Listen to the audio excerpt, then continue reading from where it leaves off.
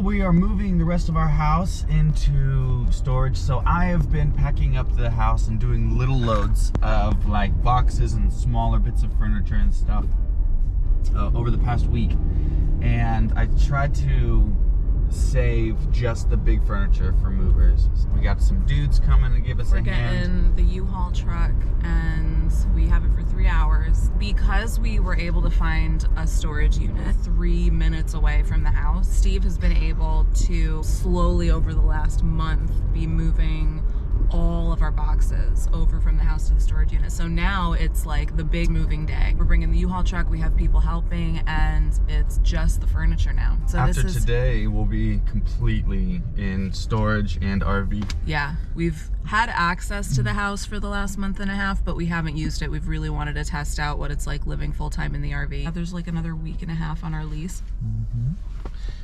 And then almost really full-time, legit full-time RV. Legit. And then we have some adventures coming up, don't we? Yeah, we're gonna go down to Nashville this weekend. We should also take them on a dump errand. A what? Dumping the RV, like showing kind of what it's like to have to dump the RV. I don't know about that. We have to be realistic. I don't know. It's a very real part of RV living. I think we should definitely document it. Yeah, I don't know. I mean, it's kind of gross at the same time. So. I'm not gonna zoom in on the pipe with the stuff coming out. If you want to document that, you can. We're gonna show, because we have to do this once a week. Like when we're parked up at my sister's house, we don't have a sewer hookup. We have electricity and we have water, so we don't have to worry about those things. But our black tank, which is the tank that our toilet flushes into, and our gray tank, which is what the sinks and the showers dump into, those tanks fill up, and if we're using it like normal, we have to dump about once a week. We take it to Camping World. Is it free to dump at Camping World? It is, yeah. Even if you're not a member? No, you gotta be a Good Sam member. So yeah, Camping World is amazing. It's basically a one-stop shop for everything RV related. They also have a service department, so if anything goes wrong with your RV, you can make an appointment with them and they'll fix it. They also have a dumping station on site at all of their locations. Good Sam is their membership program that we're members of, so we are able to dump you could park there overnight as well. Dump there for free. We can camp there for free, and it's great because there's Camping World locations all over the US. Anywhere we are, we could probably find a Camping World nearby. If we, for like in an emergency, couldn't find a campsite, we could stay there for free. It's great. After Nashville this weekend, we're on our way to Florida to have Back to La Mesa.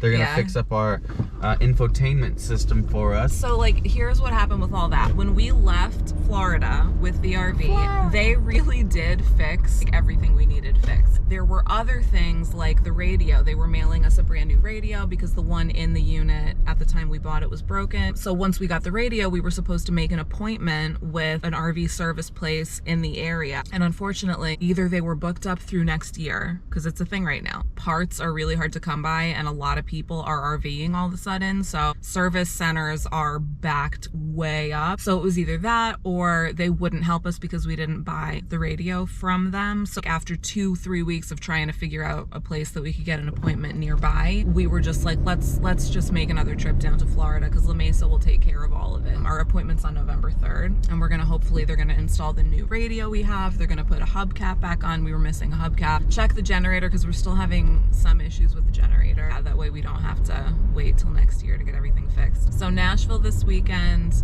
Florida right after that, and then first week of December we're gonna be in New York. Be in Brooklyn, hanging out in Brooklyn with all my friends. Oh my god. Okay. New York, we're gonna be shouting at people and say, hey, I'm driving here, I'm working here, I'm living here, I'm New Yorking here. You sound like Q. See, well, he's from Staten Island, so it's not too bad. Not too bad. My New York. And I was born and raised in New Jersey, so this accent is just hilarious to me. Mm-hmm. New York kid who lived in London for 9 years doing a New York accent. New York kid living in California. London. California. See, that's how good I am. See, you believe that's from New York. California kid living in London for 9 years. That was one of those New Yorkers. A Brooklyn accent. Hey, get out of my face. This guy. He's got the problems and the things. It's like a cross between Q and Rodney Dangerfield, but like not very good. No respect. My wife told me, she said, you keep it up. I'm never gonna cook for you again. I said, you promise? Oh my God. Oh, I just spilled coffee all over myself. Who cares? There's coffee all over this car. We're rolling up to U-Haul now so I can get this. Yeah, we're pulling into U-Haul, getting the truck, and then we're splitting. I'm gonna follow Steve in the car to the house and then moving again. Oh my gosh. I don't think I've lived in the same place for more than 3 years. This is where we dropped it off last time. In like 15 years. I move every 2 to 3 years. An RV was inevitable.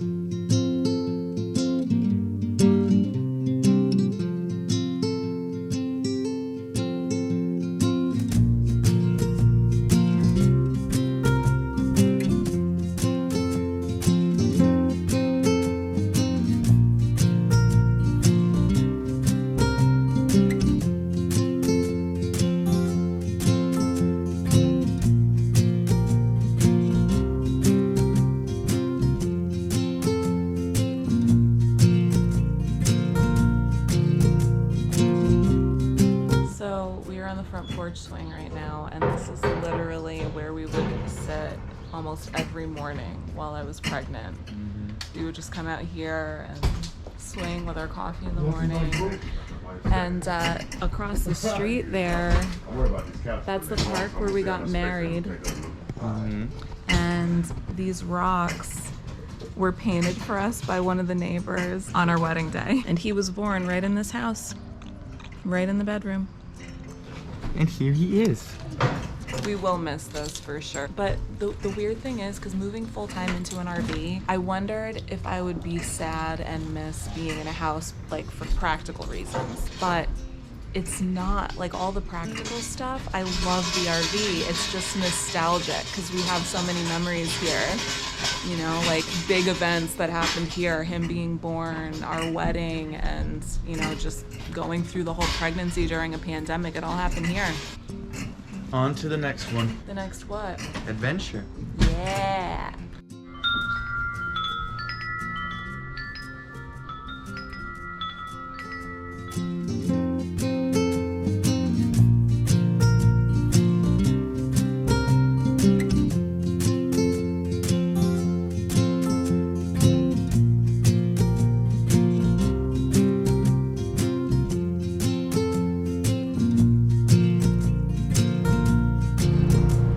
Fit everything in. Those guys did such a great job. Yeah, all things moving. It's our whole house. We left all the clothing and boxes of shoes and things up front that we might need to access, like our luggage and surfboards. Yep. All right. All right. We're officially moved out. Officially moved out. Are officially full-time RVers. Uh-huh. It is official.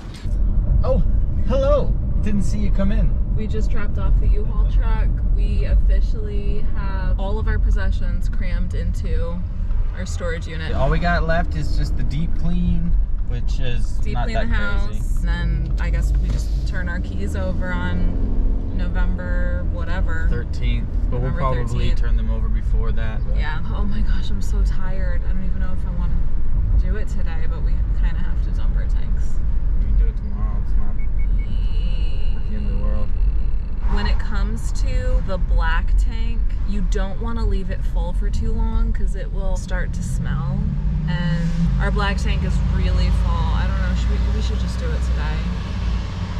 to? It hasn't been full for that long. Maybe we could wait one more day. We could easily wait one more day. It wouldn't be the end of the world at all. I just hope I don't have to go to the bathroom in the middle of the night. So we are too tired to go dump today, but we're probably gonna have a cozy evening in and continue our Harry Potter marathon. So I thought it would be a perfect time for me to share with you guys how I make butterbeer. Okay, so this is what you need. Some club soda, maple syrup, heavy whipping cream, salt, cream soda, and optional rum if you wanted to spike it. If not, it's still amazing. And then a hand mixer, a jigger for the rum if you're gonna do rum, a spoon to stir, a bowl to whip the cream in, and a cool glass.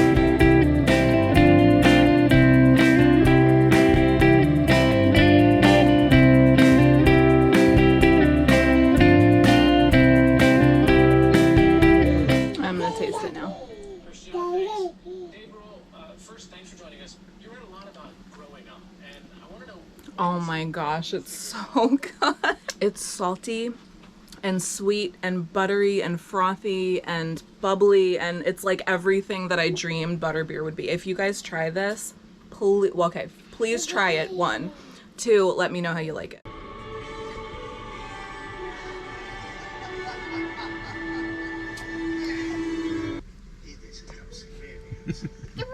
Just so you know, I think you would give me a call. You can't have my burrito.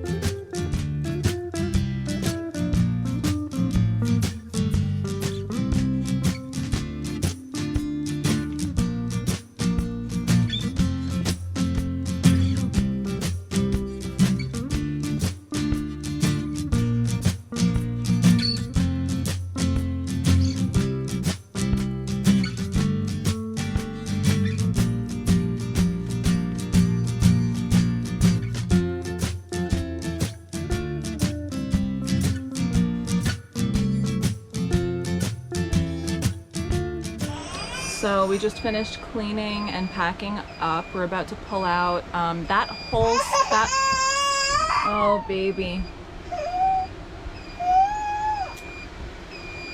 It's okay. Here. Here's your water bottle. That whole process took us about 20 minutes, and then all we have left right now, Steve's disconnecting the electric and the water hoses so that we can let the jacks down, and then we just have to back out of here, and then it's off to Camping World to dump our tanks.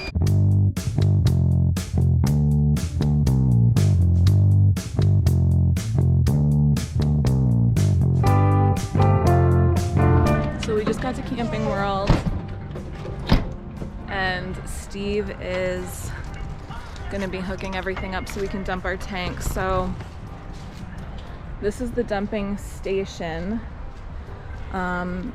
Right in the middle is the drain, and then this is their freshwater hose that you can hook up here to flush out your tanks once you're done dumping.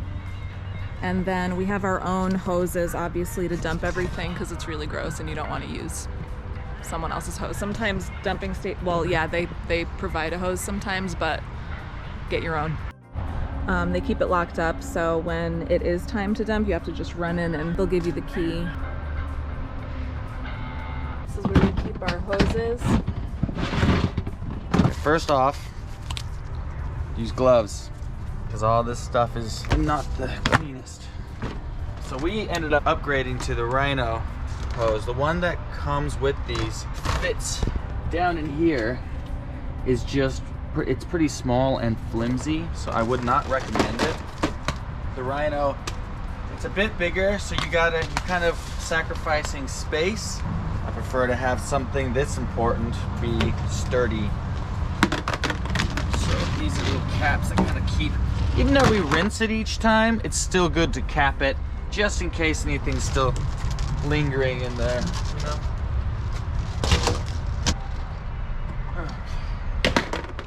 Alright, now this already has something, the main spout. Normally we'd use our spout, is this, but that one's already got one hooked up, so there's no need. Now the fun part, these just connect simply like that, voila.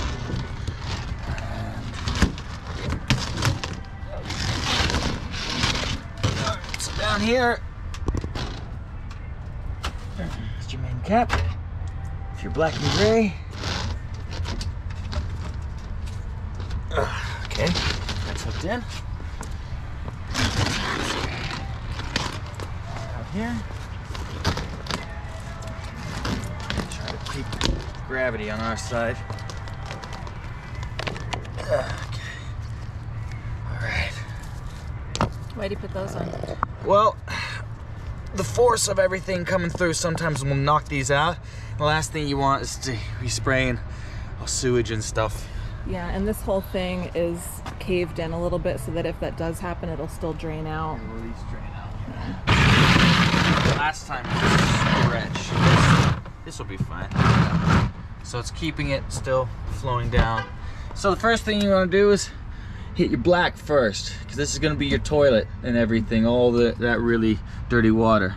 The gray will come after that, because that's just soapy water. So what we want to do is try to rinse this thing the best we can. So go to the dirtiest, into the gray, and then we'll eventually rinse it. So here comes the black. Ew, this is the gross part. Ew.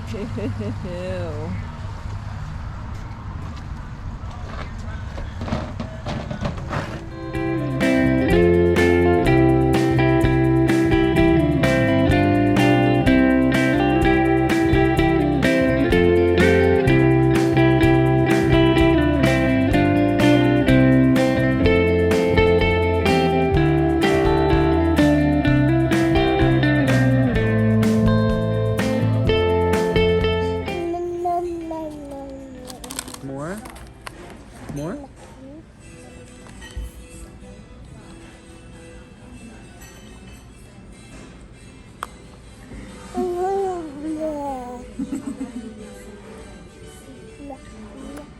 Finish that bite first.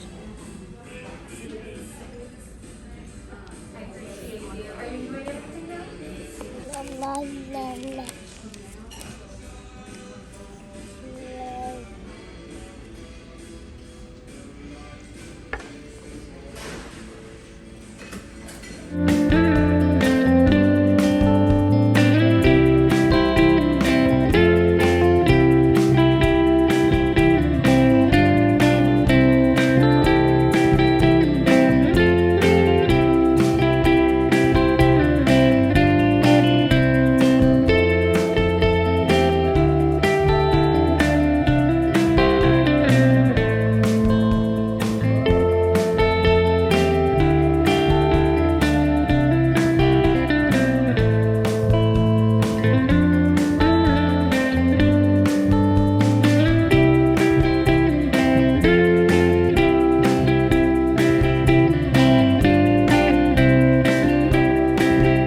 Found the one I was looking for. Oh my gosh, it's so soft.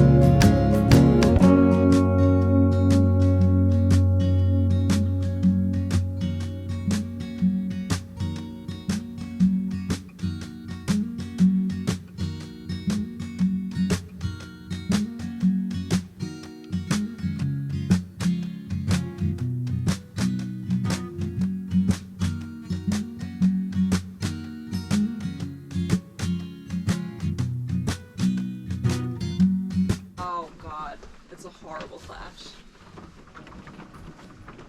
It's a horrible clash.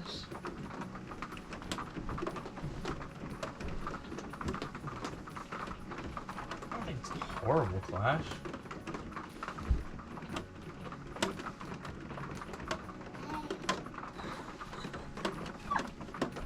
Oh, the other one would look so much better. Yeah. Alright, it's going back. Keep that.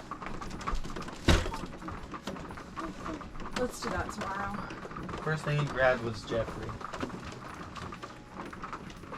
It's right back in that bag. You still got the receipt? Yep.